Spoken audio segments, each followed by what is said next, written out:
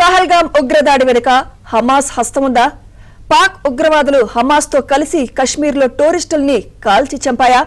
పర్యాటకుల్ని మోకాళ్లపై కూర్చోబెట్టి కాల్చి చంపిన తీరు చూస్తే ఈ దాడిలో హమాస్ పాత్ర ఉన్నట్లు అనుమానాలు బలపడుతున్నాయి. బైసరన్ లోయలోకి చొరబడ్డ పాక్ ఉగ్రవాదులు టూరిస్టుల్ని వెంటాడి చంపేశారు. కొంతమందిని మోకాళ్లపై కూర్చోబెట్టి వాళ్ల మతం అడిగి మరీ నిర్దాక్షిణ్యంగా బుల్లెట్లు కురిపించారు. ఉగ్రదాడి నుంచి తప్పించుకున్న కొందరు సమీపంలోని గుట్టలపైకి ఎక్కి వీడియోలు తీశారు. ఈ వీడియోల్ని పరిశీలిస్తే హమాస్ స్టైల్లోనే పర్యాటకుల్ని కాల్చి చంపినట్లు స్పష్టంగా కనిపిస్తోంది. 2023 అక్టోబర్ 7న ఇజ్రాయెల్ పై హమాస్ దాడితో పహల్గాం ఉగ్రదాడికి పోలికలు కనిపిస్తున్నాయి. ఈ రెండు దాడుల్లోనూ ఉగ్రవాదులు పౌరులనే లక్ష్యంగా చేసుకున్నారు. ఈ విషయాన్ని భారత్లోని ఇజ్రాయెల్ రాయబారి రెవన్ హజార్ కూడా నిర్ధారించారు. ఉగ్రవాద గ్రూపుల మధ్య సమన్వయం పెరుగుతోందని హెచ్చరించారు. चलना यार ओए था कोई दिसता चलो मेरे तू भी करता है ये देखना पागना हो जहांगीर तू तो निकलना यार उमरा चलना यार ओए था कोई दिसता जहांगीर तो यार बिहारियां पीछे जुल दे यार तू मौत की कश्मीर की गेंद है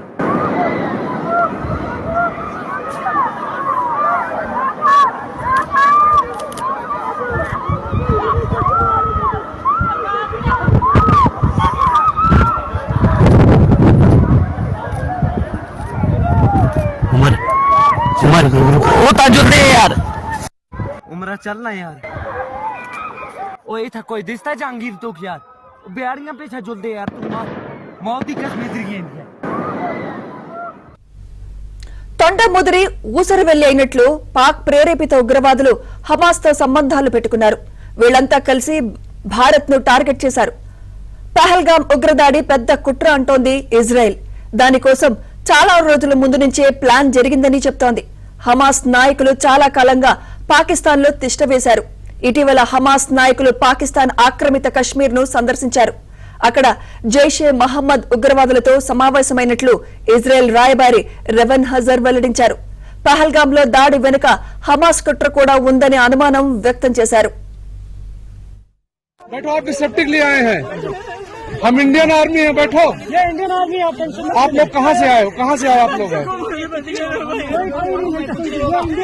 आपके बच्चे कुछ नहीं करेंगे, थोड़ा बताइए। हुआ बैठो, आपकी सेफ्टी के लिए आए हैं। हम इंडियन आर्मी है, बैठो। ये इंडियन आर्मी आप लोग कहाँ से आए हो? कहाँ से आए आप लोग? आपके बच्चे कुछ नहीं करेंगे, थोड़ा बताइए। हुआ पति को मार दिया? नहीं बेटा शांत हो। लो पानी पियो, पानी पियो। कहाँ से आए लोग? हैदराबाद से।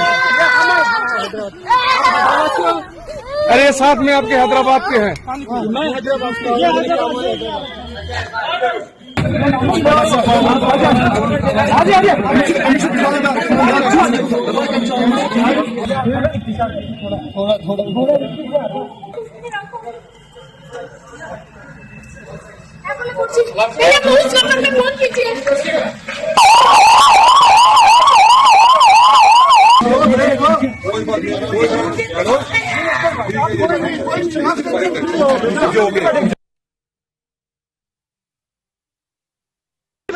एक इंसान है, उसने उसको गोली मार दी यहाँ पे। उसने बोला कि ये शायद मुस्लिम नहीं है, उसने उसको गोली मार दी। नहीं आप टेंशन मत लो। अब बेटा आप यहाँ पे रहो, हम साथ में।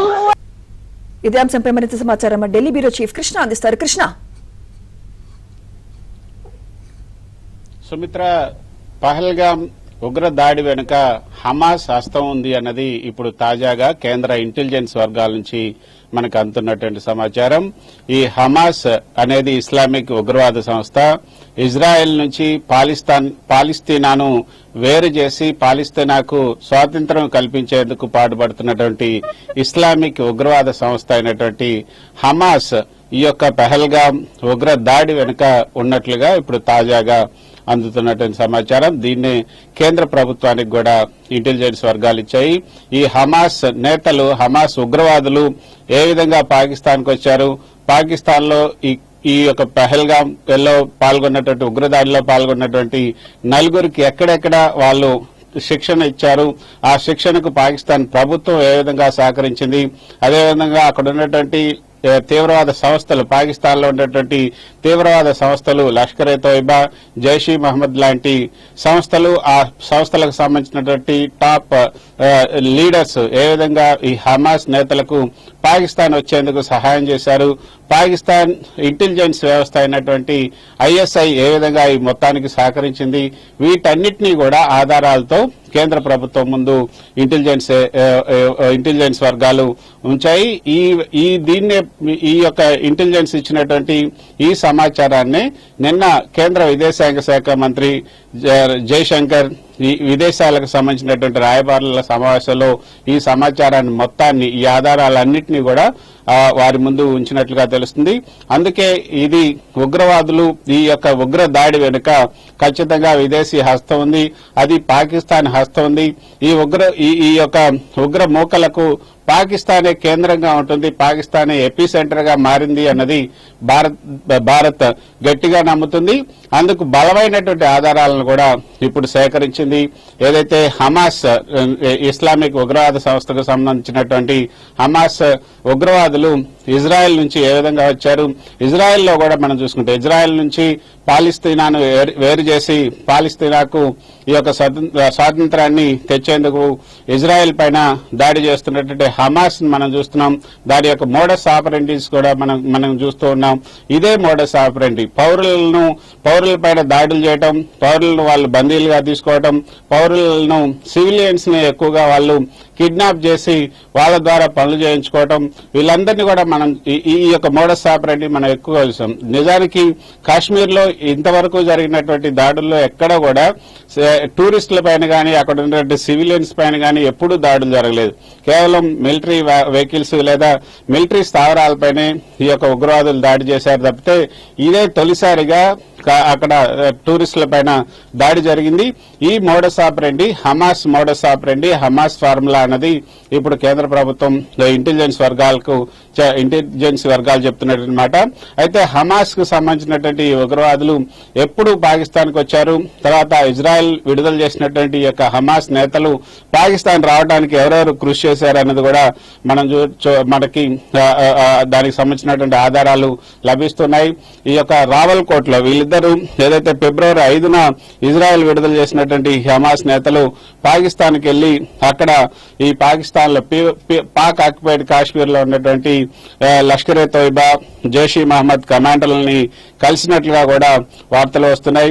సో ఈ నేతలు వచ్చినప్పుడు, హమాస్ కు సంబంధించినటువంటి ఉగ్రవాదులు వచ్చినప్పుడు రావల్కోట్లో ఈ హమాస్ నేతల కోసం ఒక ర్యాలీ కూడా నిర్వహించారు, వాళ్ళకు స్వాగతం పలికారు, వాళ్ళను గుర్రాలపై కూడా ఊరేగించినట్లుగా తెలుస్తుంది. దానికి సంబంధించినటువంటి వీడియోలను కూడా ఇంటెలిజెన్స్ వర్గాలు సేకరించాయి. ఆ తర్వాత ఈ యొక్క ఆ సభలో ఏదైతే హమాస్ కు సంబంధించినటువంటి ప్రతినిధులు Khalid Qaddoumi, doctor Naji Zaheer, doctor Mufti Azam, Bilal al-Salat, అదేవిధంగా జైష్-ఈ మహమ్మద్ కు సంబంధించినటువంటి జైష్ చీఫ్ అయినటువంటి మసూద్ అజర్ సోదరుడు అయినటువంటి తల్హా సైఫ్, అతను కూడా ఈ యొక్క సభలో పాల్గొన్నట్లుగా తెలుస్తుంది. వారితో పాటు అక్కడ ఉన్నటువంటి ఈ యొక్క ఉగ్రవాదులకు శిక్షణ ఇస్తున్నటువంటి కేంద్రాలు ఏవైతే ఉన్నాయో, లాంచింగ్ ప్యాడ్లు అని చెప్తున్నటువంటి ఆ కేంద్రాలు, ఉగ్రవాద శిక్షణ కేంద్రాలకు కమాండర్ అయినటువంటి అస్గర్ ఖాన్ కాశ్మీరీ, అతను కూడా ఈ సమావేశంలో పాల్గొన్నారు. వీరితో పాటు ఎల్ఈటి లష్కర్-ఏ-తోయిబా టాప్ కమాండర్ అయినటువంటి మసూద్ ఇలియాస్, ఇతను కూడా ఈ ర్యాలీలో పాల్గొన్నారు. ఈ ర్యాలీకి ఒక పేరు కూడా పెట్టినట్టుగా తెలుస్తుంది, కాశ్మీర్ ఐక్యత.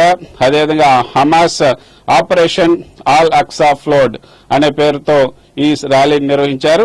ఇందులో భారతదేశం ఇజ్రాయెల్ పైన దాడి కలిగించే శత్రువుల్ని వీళ్ళందరినీ కూడా తుదముట్టించేదే తమ లక్ష్యం అన్న నినాదాలు కూడా చేసినట్టుగా తెలుస్తుంది. మనం చూడొచ్చు, ఇజ్రాయెల్ కి భారత్ పూర్తి స్థాయిలో మద్దతిస్తుంది. ఇజ్రాయెల్ పైన హమాస్ చేస్తున్నటువంటి దాడులను కూడా తీవ్రంగా ఖండించింది. అందుకే ఇప్పుడు హమాస్ కి భారతదేశం కూడా శత్రుదేశంగా మారినట్లుగా భావించాల్సి వస్తుంది. అందుకే ఇప్పుడు ఇప్పుడు ఈ యొక్క హమాస్ ఏదైతే హమాస్ కు సంబంధించిన ఉగ్రవాదుల్ని ఈ యొక్క పాక్ ఆక్యుపైడ్ కాశ్మీర్ కి తీసుకొచ్చి అక్కడ ఉన్నటువంటి లష్కర్ ఏ తోయిబా జైష్ ఈ మహమ్మద్ శిక్షణా శిబిరాల్లో ఐఎస్ఐ సహకారంతో ఈ నలుగురికి కూడా ఈ యొక్క నలుగురికి శిక్షణ ఇచ్చినట్టుగా తెలుస్తుంది. ఈ నలుగురికి తీసుకున్నటువంటి శిక్షణ తర్వాతనే వాళ్లను ఈ యొక్క కాశ్మీర్ లో చొరబాటు చేయించి వాళ్ళ ద్వారా ఈ నరమేధానికి తెగబట్టినట్లుగా కూడా తెలుస్తుంది. అంతేకాదు వీళ్ళు కేవలం పీఓకేలకు మాత్రమే కాదు, వీళ్ళని బంగ్లాదేశ్ కూడా ఐఎస్ఐ తీసుకెళ్లినట్లుగా తెలుస్తుంది. బంగ్లాదేశ్ నుంచి అక్కడ ఉన్నటువంటి నార్త్ ఈస్ట్ స్టేట్స్ ఏవైతే ఉన్నాయో ఈశాన్య రాష్ట్రాల్లో కూడా అక్కడ ఉగ్రవాదాన్ని పెంచి పోషించేలాగా అక్కడ ఉగ్రవాదులను కూడా వాళ్ళ యొక్క క్యాంపులను ఏర్పాటు చేసే విధంగా ప్రోత్సహించినట్టుగా తెలుస్తుంది. దానికి సంబంధించినటువంటి ఆధారాలను కూడా ఇప్పుడు కేంద్రం తమ వద్ద ఉంచుకుంది. సో వీటన్నిటినీ కూడా ఈ యొక్క అంతర్జాతీయ సమాజం ముందు పెట్టబోతుంది. ఏదైతే ఈ యొక్క ఉగ్ర దాడిలో పాల్గొనేటువంటి ఎవరైతే ఉన్నారో వాళ్ళ దానికి సంబంధించి హమాస్ ఆపరేషన్ కి సంబంధించి పిఓకేలో హమాస్ మాడ్యూల్ గురించి హమాస్ కి ఐఎస్ఐ ఏ విధంగా మద్దతు ఇస్తుంది వీటన్నిటికి సంబంధించి కూడా ఫిబ్రవరి 5వ తేదీన జరిగినటువంటి ఆ ర్యాలీకి సంబంధించినటువంటి ఫోటోలు వీటన్నిటిని కూడా కేంద్ర ఇంటెలిజెన్స్ వర్గాలు సేకరిస్తున్నాయి. సో ఈ హమాస్ కు సంబంధించినటువంటి హమాస్ ఈ ఇస్లామిక్ ఉగ్రవాద సంస్థ సంబంధించినటువంటి ఉగ్రవాదులే ఈ పహల్గామ్ ఉగ్రదాడిలో పాల్గొన్నటువంటి ఉగ్రవాదులకు తీవ్రవాదులకు శిక్షణ ఇచ్చినట్లుగా చాలా తేటతెల్లంగా తెలుస్తుంది. దానికి సంబంధించినటువంటి ఆధారాలన్నింటినీ కూడా కేంద్ర ప్రభుత్వం ఇంటెలిజెన్స్ వర్గాలు సేకరించింది. సో దీని ద్వారానే ఇప్పుడు పాకిస్తాన్ ని ఏకాకిం చేయడానికి అంతర్జాతీయ సమాజంలో పాకిస్తాన్ ఏకాకిం చేయడానికి ప్రయత్నం చేస్తుంది. పాకిస్తాన్ కి నోరు తెరవకుండా చేసేందుకు కూడా గట్టి ప్రయత్నాలు చేస్తుంది. అందుకే అసలు తమ వద్ద ఉన్నటువంటి ఆధారాలన్నీ సేకరించిన తర్వాతనే ఇటువంటి కీలకమైన నిర్ణయాలు కఠిన నిర్ణయాలు పాకిస్తాన్ పైన తీసుకున్నట్టుగా తెలుస్తుంది. పాకిస్తాన్ తో ఉన్నటువంటి యొక్క సంబంధాలన్నింటినీ కూడా కటీఫ్ చేసుకోవడానికి కూడా ఈ యొక్క ఆధారాలే కారణం అనేది తెలుస్తుంది. మొత్తం బోర్డర్ ను కూడా సీజ్ చేశారు. ఈ రోజు కూడా అంటే ఈ రోజు వరకు కూడా ఇక్కడ ఉన్నటువంటి పాకిస్తానీలను తిరిగి పాకిస్తాన్ కి వెళ్ళిపోండి, భారత్ మీకు ఇచ్చినటువంటి వీసాలను రద్దు చేస్తున్నామని చెప్పిన నేపథ్యంలో ఈ రోజు బోర్డర్లను కూడా సీజ్ చేశారు. ఇక అటు వాళ్ళు ఇటు వాళ్ళు అటు వెళ్ళటానికి కూడా లేకుండా మొత్తంగా చేసింది. సో ఇక భారతదేశం పాకిస్తాన్ పైన ఏ విధంగా దాడి చేయబోతుంది, ఈ యొక్క పహల్గామ్ కు సంబంధించినటువంటి దాడికి ఏ విధంగా ప్రతీకారం తీర్చుకోబోతుంది అన్న దానిపైనే సర్వత్రా ఉత్కంఠ నెలకొంది. మనం ఈ రోజు ఉదయం నుంచి చూస్తూనే ఉన్నాం. ఉదయం నుంచి భారత సరిహద్దు వెంట పాకిస్తాన్ కవ్వింపుకు చర్యలకు పాల్పడుతుంది. ఆ కవ్వింపుకు చర్యలకు భారత ప్రభుత్వం భారత అధికారులు అదేవిధంగా అక్కడ ఉన్నటువంటి జవాన్లు కూడా ధీటైనటువంటి సమాధానం ఇస్తూ ఉన్నారు. మరోపక్క ఈ ఉగ్ర దాడిలో పాల్గొన్నటువంటి వారిపైన మిగతా ఉగ్రవాదులపైన జమ్మూ కాశ్మీర్ లో జల్లెడ పడుతున్నారు. వాళ్ళకి సంబంధించినటువంటి వేట కూడా కొనసాగుతుంది. ఉగ్రవాదుల స్థావరాలు అదేవిధంగా ఉగ్రవాదులు ఆశ్రయం కల్పించిన వారు అదేవిధంగా ఉగ్రవాదులు ఉన్నటువంటి ఇల్లు వాటన్నిటిని కూడా ఈ రోజు భద్రతా దళాలు వాటిని పేల్చివేశాయి. సో ఇది హమాస్ ఫార్ములా, హమాసే దీని వెనక ఉంది. కాబట్టి ఇది అంతర్జాతీయ సమాజం మొత్తం కూడా దీన్ని ఖండించాలి అన్నది ఇప్పుడు భారత ప్రభుత్వం చేస్తున్నటువంటి వాదన.